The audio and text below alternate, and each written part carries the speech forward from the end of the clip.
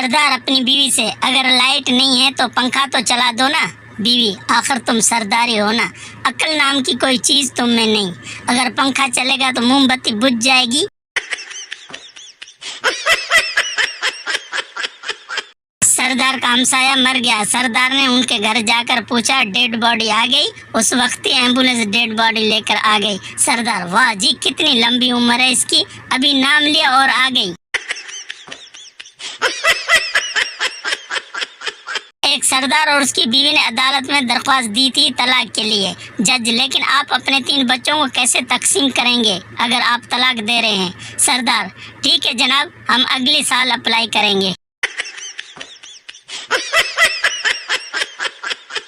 एक आदी शराबी को किसने मशवरा दिया कि वो योगा की मशक करे, इस तरह शराब छोड़ने में आसानी होगी।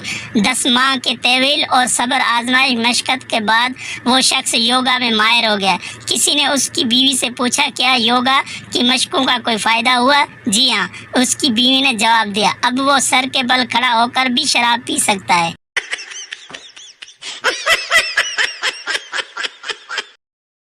आलीशान होटल में क़याम करने के बाद जब एक अतालवी सियाह ने बिल देखा तो काउंटर क्लार्क से कहने लगा, ये तो सरासर ठगी है।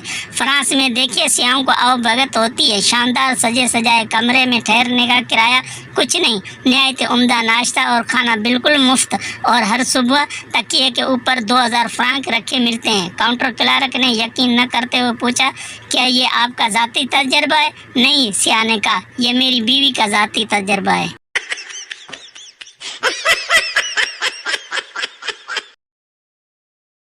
एक दफा एक नौजवान लड़के ने एक बुरके में खड़ी खातून को छेड़ना चाहा और बोला, रफ्ता रफ्ता मेरी नज़र तुझसे ही लड़ी है।